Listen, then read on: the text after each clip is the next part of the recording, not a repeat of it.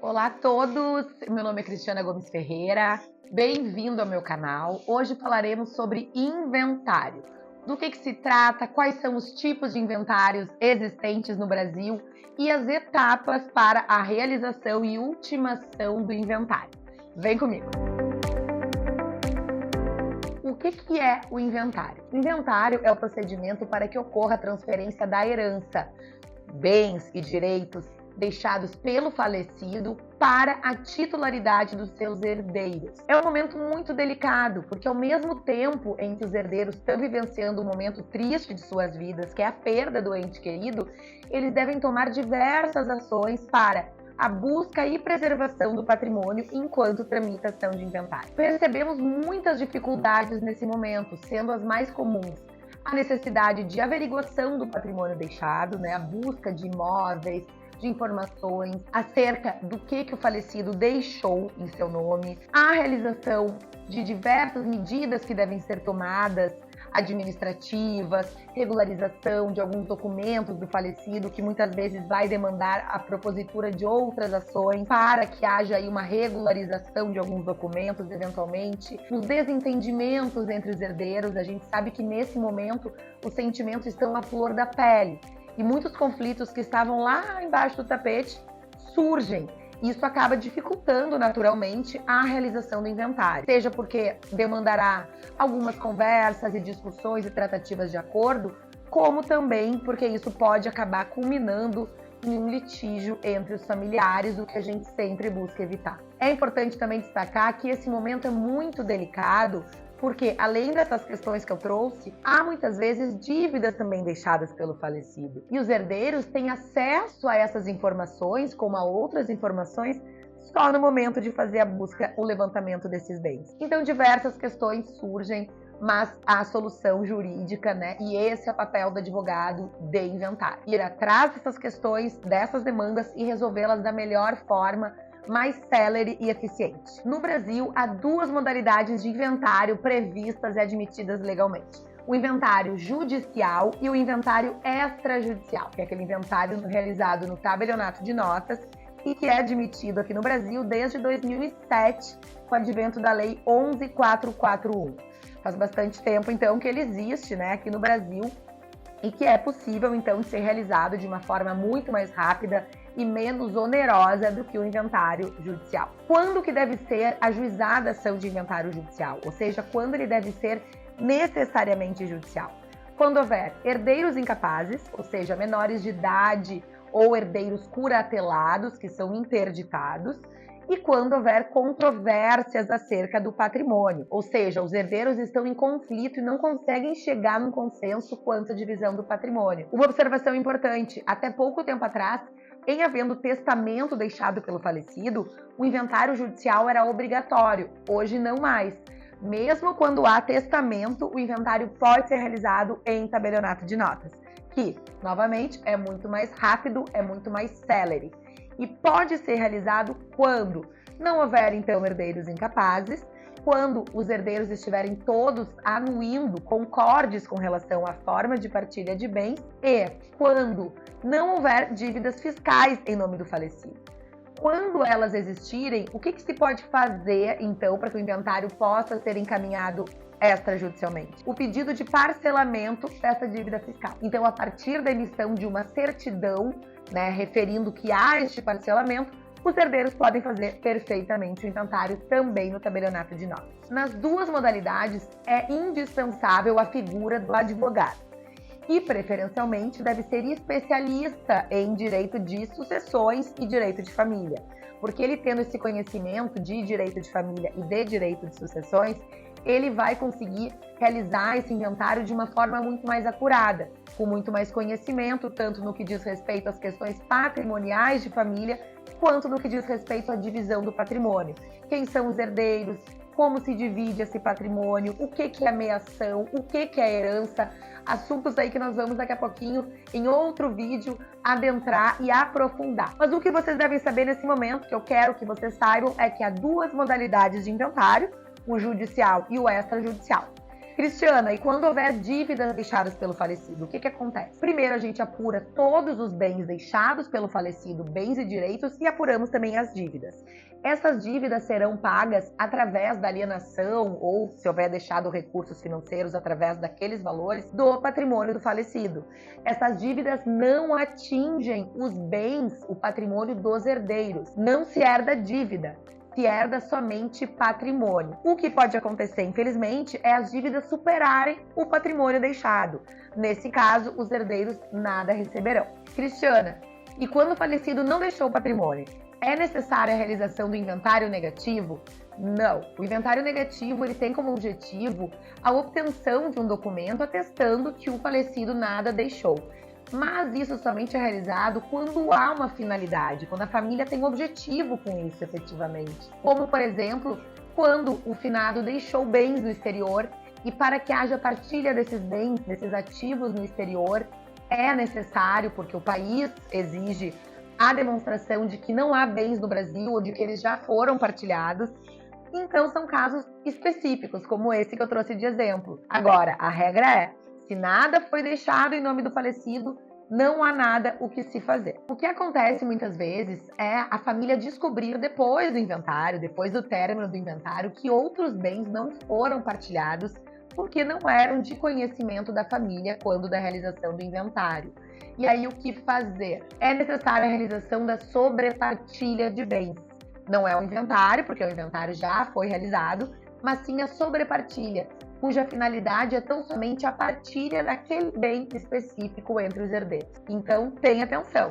É possível, sim, que a família descubra a existência de outros bens após a realização do inventário, por razões que são muito específicas de cada contexto, e o procedimento para a partilha desses bens, desses direitos, é a sobrepartilha de bens, seja judicial, seja extrajudicial. Vamos falar agora das etapas do inventário extrajudicial, do inventário em tabelionato de nome. O advogado fará uma minuta arrolando os bens deixados pelo falecido, quem são os herdeiros e a forma de divisão desse patrimônio. Irá então encaminhar essa minuta para o tabelião, que vai, após o cálculo do valor do patrimônio e recolhimento do imposto de transmissão causa-mortes, lavrar a escritura de inventário e partilha de bens. A assinatura pode se realizar presencialmente ou também remotamente, por e-notariado, que permite que os herdeiros assinem a escritura de onde quer que estejam. É necessário que haja esse cadastro, então, nessa plataforma do e-notariado, para que isso possa ser efetivado. Quais são as etapas do inventário judicial? É muito importante, primeiro, trazer para vocês uma informação. Há inventários que tramitam por muitos anos, né? Muitas vezes por 30 anos ou mais. Há essa apuração, esses dados que já foram coletados, né, nos poderes judiciários estaduais, e se chegou a realmente números avassaladores em termos de duração de trâmite, de anos de tramitação de inventários judiciais. Muitas vezes, obviamente, devido a litígios, conflitos entre os herdeiros, morte superveniente de herdeiros que deixaram filhos, que há, por sua vez, questões ali que dizem respeito ao patrimônio do falecido. E assim, né, a gente sabe que as questões elas vão se emaranhando e muitas vezes dão espaço a esta demoradíssima tramitação dos inventários. Porém, há um motivo também muito comum que eu vou dizer aqui para vocês qual é. Muitas vezes os juízes não sabem trabalhar numa ação de inventário. Os advogados também não sabem trabalhar numa ação de inventário, porque eles não dominam as etapas do inventário, que são super delineadas. Isso acaba fazendo com que as etapas acabem avançando uma na outra e o inventário, então, não tem um saneamento, ele não tem um começo, um meio e um fim. Eu vou dividir com vocês aqui, muito brevemente, quais são as etapas do inventário judicial. Antes da primeira etapa, em havendo testamento deixado pelo falecido, é necessário que esse testamento seja registrado judicialmente. O juiz, então, vai reconhecer a sua validade, a forma se efetivamente atendeu aquilo que é prescrito em lei, e vai, então, registrar, validar o testamento, vamos dizer assim, para que ele surta os seus efeitos e a partilha seja feita de forma atenta às últimas disposições de vontade do testador que veio a falecer. O inventário judicial tem como primeira etapa a propositura da ação de inventário e a nomeação de inventariante. O inventário pode ser aberto por qualquer um dos herdeiros, pelo viúvo, pela viúva, por um credor do falecido, por um terceiro interessado, pelo próprio Ministério Público. Então, há vários legitimados para a propositura do inventário. E a lei prevê expressamente quem são aqueles que podem abrir, então, o inventário de alguém judicialmente ou extrajudicialmente fazer o requerimento em muitos casos. Quem é, afinal, o inventariante? O inventariante é aquele sujeito que é o responsável pela administração dos bens da herança. Ele vai conservar estes bens, administrá-lo, pagar as suas dívidas com recursos do espólio e vai prezar, vai zelar por esses bens extrajudicialmente e judicialmente também. Ele não tem mais prerrogativas do que os outros herdeiros, essa é uma lenda urbana. Ele não vai receber mais patrimônio, não vai ter mais poder, ele vai ter a gestão dos bens. Ele vai, então, efetivamente tê-los em sua posse, né? Se o patrimônio não estiver em posse de herdeiros ou se essa posse não estiver sendo respeitada e exercida de forma cautelosa e respeitosa e zelosa, ele então vai, daí sim, administrá-los em sua posse também. A lei prevê aqueles legitimados para o exercício da inventariança, sendo que há uma ordem legal prevista pelo Código de Processo Civil, sendo os primeiros o viúvo, a viúva, então preferencialmente estes serão aqueles nomeados como inventariante.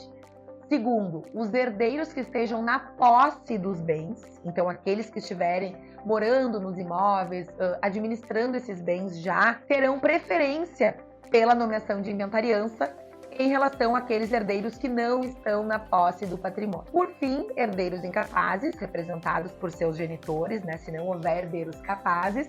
E por último, o testamenteiro, aquela pessoa nomeada pelo testador para zelar pelo testamento. Falaremos sobre isso em outro vídeo. Estes são, então, aqueles legitimados para o exercício da inventariança. Quando os herdeiros não chegarem num consenso quanto a quem será o inventariante, pode ser feita, então, a nomeação do inventariante dativo. Ou seja, aquela pessoa estranha ao processo, que pode ser um defensor público, uma pessoa nomeada pelo juízo, que vai ser responsável pela administração e conservação dos bens. Então, quando o conflito for gritante a tal ponto que a inventariança esteja realmente atrapalhando o desenrolar do processo, o juiz pode nomear um terceiro estranho à família para exercer a inventariança, porém, este dativo vai receber uma mensalidade pelo exercício da inventariança e esse valor vai sair do bolo do patrimônio, né? Ou seja, os herdeiros vão perder patrimônio, pois terão que investir na figura do inventariante dativo. Destaco aqui com vocês uma coisa muito importante, tá? A necessidade de que o inventário judicial ou extrajudicial também seja encaminhado no prazo de 60 dias da morte do decujus. Porque se não houver a propositura do inventário nesse período, os herdeiros pagarão uma multa lá no final que incide sobre o valor do imposto que vai ser pago. Então é muito importante atentar a este prazo de 60 dias. Próxima etapa, o levantamento dos bens, né? Uma vez nomeado inventariante, esse inventariante munido desses poderes vai fazer uma busca patrimonial. Quais são, então, os imóveis que foram deixados, valores em conta, investimentos, aplicações, veículos, direitos. Tudo aquilo, então, vai ser obtido pelo inventariante e, munido deste documento, vai até as agências bancárias e vai, então, ter essa legitimidade, essa autorização, né, esse munus, na verdade, para ir atrás dessas informações. A outra etapa, então, é a avaliação dos bens. Uma vez já feito o levantamento, estes bens serão avaliados pela Secretaria da Fazenda do respectivo estado em que deixados os bens. Ah, mas e se ele deixou bens em várias cidades, em vários estados? A Secretaria da Fazenda de cada estado respectivo da situação do imóvel fará, então, a avaliação, tá? Mas isso é tudo realizado de forma online. O inventariante vai ter o dever de lançar esses bens no site da Secretaria da Fazenda Estadual, apurar quais foram esses valores, então, objeto dessa avaliação, e se os valores não foram condizentes com aquele valor de mercado do patrimônio, ele irá propor a impugnação aos valores, né? A impugnação àquelas avaliações, ao que também lhe é destinado um prazo para fazê-lo. Então vejam só a responsabilidade do inventariante. Chegou então o momento tão temido, que é o pagamento do imposto, que é o ITCD causa-mortes, sobre o patrimônio do falecido. Esse patrimônio sujeito ao imposto é o patrimônio da herança. Então a gente verifica o que é meação, a gente não considera esses bens para a realização do cálculo do imposto, e aqueles bens então que serão destinados aos herdeiros são base para cálculo do imposto. Esse imposto ele varia de estado para estado, a alíquota dele varia de estado para estado, podendo chegar a um percentual atualmente no Brasil de até 8%. Alguns estados esse percentual é menor e alguns estados é maior, o teto sendo atualmente o de 8%. Destaco aqui algo muito importante, que muitas vezes os herdeiros não têm condições financeiras para fazer frente ao pagamento desse imposto sem que haja a venda de bens do espólio, né? Sem que a herança, então, parte dela seja vendida como um imóvel ou como levantamento também é uma possibilidade de recursos deixados pelo falecido em aplicações. Isso deve ser requerido judicialmente. O juiz pode autorizar a venda de um dos imóveis para que, com o fruto dessa venda, seja efetivado o pagamento do imposto e também das custas judiciais do inventário. Chegado esse momento, paga o imposto, pagas as custas, será então apresentado o plano de partilha. Os herdeiros vão especificar como que haverá essa partilha, quem vai ficar com o quê. Se não chegarem num acordo, todos serão então condôminos, ou seja, todos serão donos de tudo nas suas respectivas proporções. Apresentado o plano de partilha, homologado judicialmente, são então expedidos os formais de partilha que devem ser apresentados às instituições financeiras para o levantamento desses recursos, aos cartórios de registro de imóveis, né, de modo que haja a averbação desse documento, desse formal de partilha, e então o patrimônio seja regularizado e vá efetivamente de uma vez para a titularidade dos herdeiros. No inventário extrajudicial, diferentemente do judicial, as etapas são praticamente as mesmas, mas isso ocorre de uma forma muito mais concisa, muito mais enxuta. Por quê? O advogado vai já apresentar uma minuta especificando quais são os bens, quais são os herdeiros, como haverá essa partilha, né? E muitas vezes já propondo a forma de pagamento do imposto, porque o próprio advogado pode fazer o lançamento desses bens no site, né, da Secretaria da Fazenda Estadual e pedir tão somente a lavratura dessa escritura. Outra possibilidade é a de que os herdeiros também não conheçam a extensão do patrimônio do falecido, que eles precisem ir atrás dessas informações. Então, é nomeado um inventariante através de escritura pública também, que munido deste documento vai averiguar qual é o patrimônio, fazer o levantamento desses bens e apresentar essa minuta, né, através do advogado ao tabelionato de notas de sua escolha. Esse imposto de transmissão causa-mortes, que será pago da mesma forma e tem a mesma alíquota, né, seja judicial, seja extrajudicial, ele pode ser parcelado. Tá? E há aí regulamentações acerca de quantas vezes ele pode ser parcelado em cada estado, como é efetivado o pagamento, então isso é muito importante. Mesmo sendo judicial o inventário, o imposto de transmissão causa-mortes pode sempre ser parcelado. Como eu disse, muitas vezes o inventário judicial ele acaba sendo mais moroso por conta da infeliz ignorância, né, dos operadores ali do direito envolvidos quanto às etapas desse processo de inventário. Outras vezes é porque ações judiciais incidentais que são então propostas, como por exemplo, remoção de inventariante, quando o inventariante não está desempenhando o seu trabalho a contento. Como, por exemplo, colação de bens, quando os herdeiros então tiverem conhecimento de que o falecido doou bens para um dos herdeiros em detrimento de outros, isso deve ser trazido a conhecimento do juízo do inventário para que os quinhões hereditários possam ser equiparados, nenhum dos filhos, por exemplo, receba mais do que outro na condição de herdeiro, e também ação anulatória de testamento. Muitas vezes os herdeiros buscam anular o testamento, trazendo informações, fundamentos acerca de uma eventual invalidade do documento pelo desrespeito aí àquelas premissas, aquelas coordenadas que são dadas legalmente para que o documento seja válido e posteriormente eficaz. Muito obrigada então por ter acompanhado esse vídeo, espero que você tenha adquirido informações relevantes, panorâmicas, né, sobre inventário judicial, extrajudicial. Vamos aprofundando cada um desses temas por aqui no canal. E se você gostou então desse vídeo, curta, comente, compartilhe e se inscreva no canal para receber conteúdos semelhantes a esses. Muito obrigada!